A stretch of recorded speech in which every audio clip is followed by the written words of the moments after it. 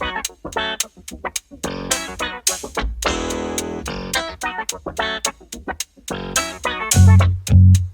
guys, Martin the Vlogger here.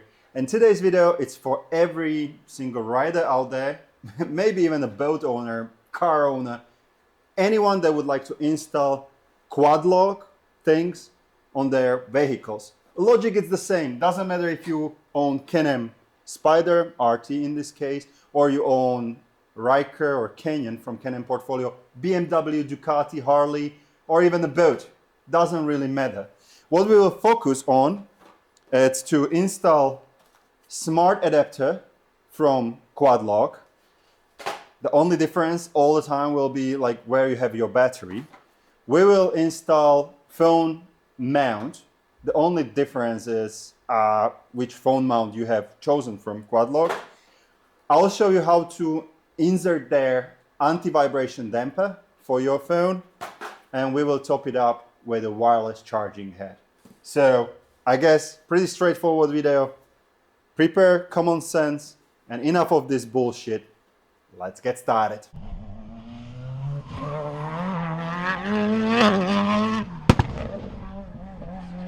First we will install the smart adapter. Common sense comes to the game. I will be doing installation on Can-Am Spyder RT20 Plus. So on Spyders we have battery in the front.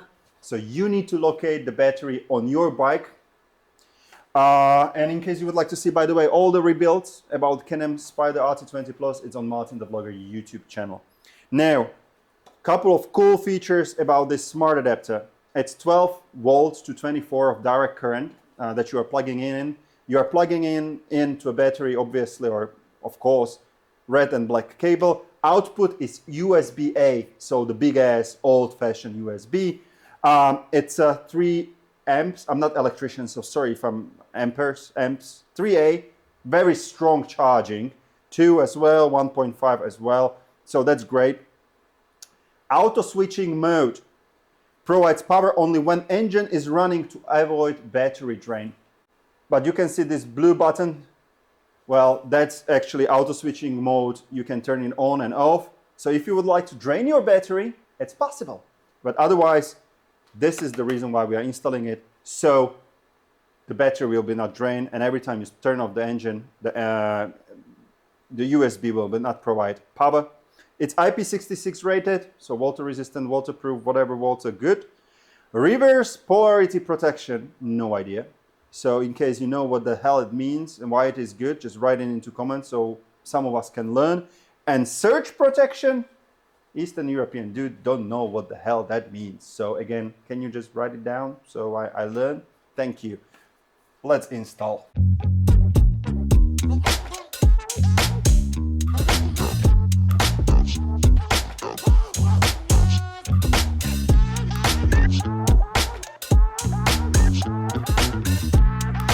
When playing around batteries and trying to plug in something, I always Google the same answer. What to unplug first? What to unplug first? Negative. So usually marked as a black one, or of course minus. Then comes positive, so plus, or usually marked as a red one. When you're connecting it back together, you first connect red one, so plus, so vice versa, and the last one is black one. Black, red, red, black. Good.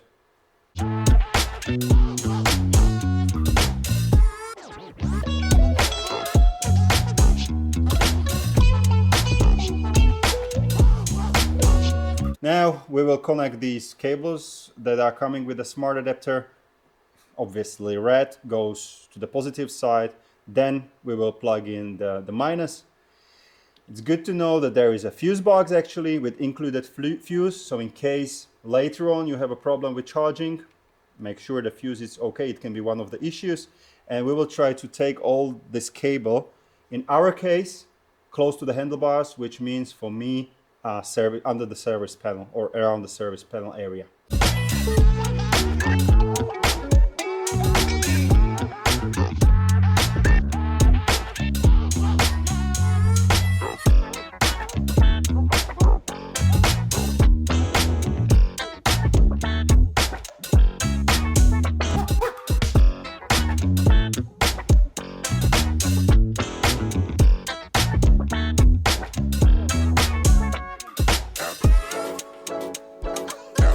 how to take the cables from the battery to the area where you need, which in my case is the service panel or area around service panel. I will leave that up to you. You have some zip ties, use your imagination. If you are a Can-Am Spyder RT20 Plus owner, there is a tiny little hole next to the opening for the battery. Squeeze the cable through. Middle of the bike, there is a bunch of cables going to the service panel area. You just use that, use zip ties, you'll be all fine. Now here, I have that magic button. I know most of you will not read these manuals, so I would not do that as well, but because of this video, I did it. So, on means it's a great way how to drain your battery because it will be constantly on, even right now, and it's basically charging or sending juice to the USB outlet.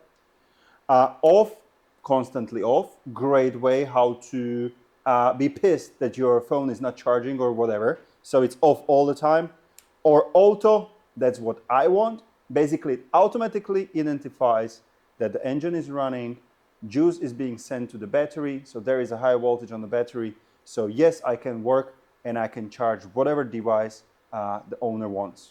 Good. So auto for me. Now, play with zip ties a little.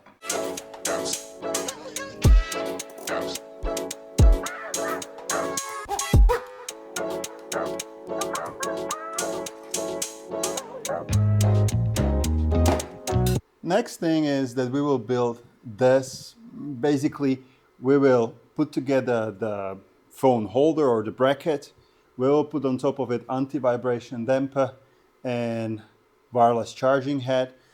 The most difficult thing, but most probably you have made a decision already, like where you will put the holder for your phone. I'm using it on the right hand side of my handlebars. Why? Of course, I'm never operating phone while riding. Highly hypothetically, I like to lock and unlock my phone with my left hand, so right hand can operate the throttle. Highly hypothetically, on the private roads only, maybe.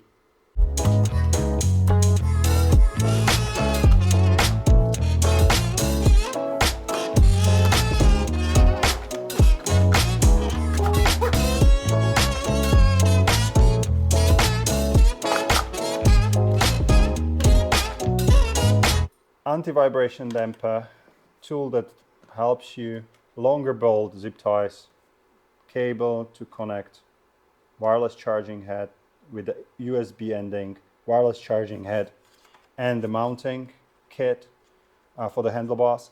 Now this thing, you have here the rubbers for different sizes of your handlebars. That's a great thing. Again, another screw and a tool.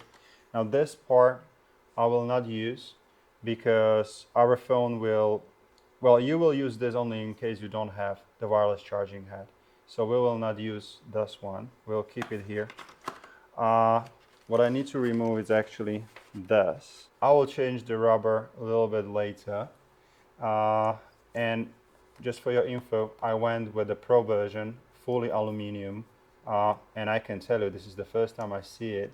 It's badass. In my honest review, I told you, like, I used to have the plastic one. Nothing wrong with that.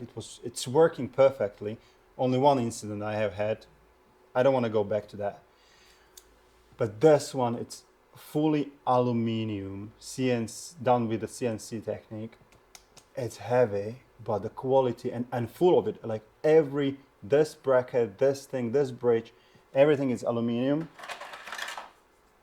No, this part it's plastic. This part is plastic, but here, everything aluminum. Good. First, we need to mount the anti-vibration damper onto a bracket, onto the bar holder. The reason why is because there is a bolt, and on top of it, it goes the wireless charging head, and we won't be able to get to it later. So you need to tighten it through this hole.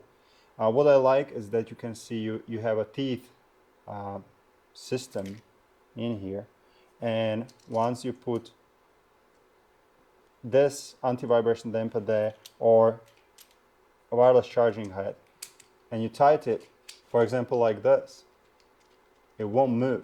So you tighten it, you make it tight with a screw, and it won't move an inch. I like how it's done. Great thing.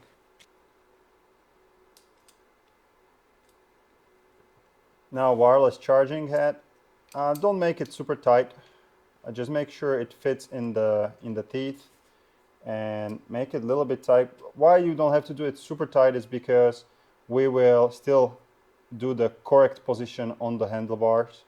So it just stays there. That's all fine.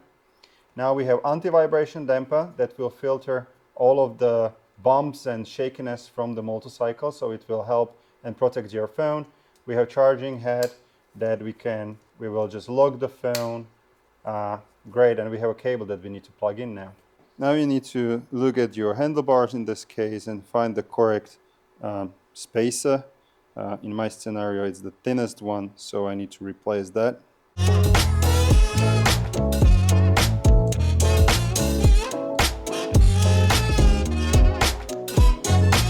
Just a tiny correction for Spyder owners. It's not the largest one, it's actually the right in the middle, 28 millimeters, 1 1/8 of an inch. That's the correct one.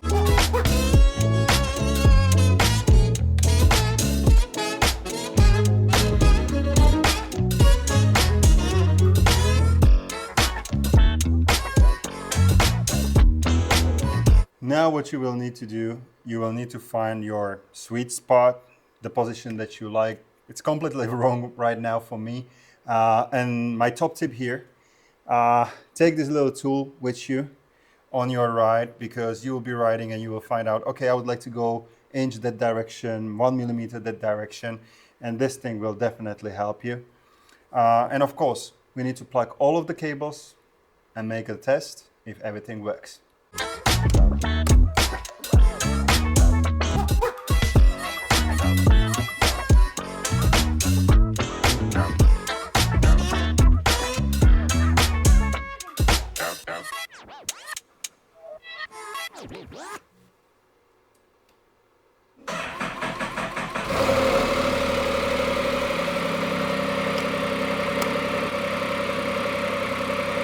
This is pretty much it from today's episode. I will still need to play with the cables and positioning, zip tying cables, you know, all of this.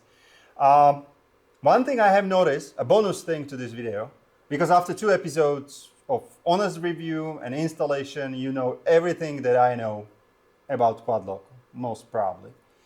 One thing I have noticed about this head, this is the one from 2020, 19, 18, something like that.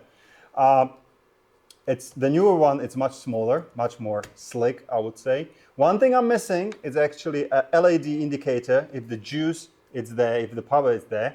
I haven't seen it here, maybe it's there. I'll find out a little bit later. But yeah, I love quad lock. Hopefully you can feel it from these episodes. And in case you like what I do, subscribe, like, have the notifications on, because every time we make a new video, you will be notified. And also follow me on Facebook or Instagram as MartinTheVlogger. We are like presenting there short videos, behind the scenes, something cool maybe to see. So again, thank you very much. And remember, follow this rebuild of Can-Am Spyder RT to MartinTheVlogger standards on YouTube channel or not, it's your call, but always have fun.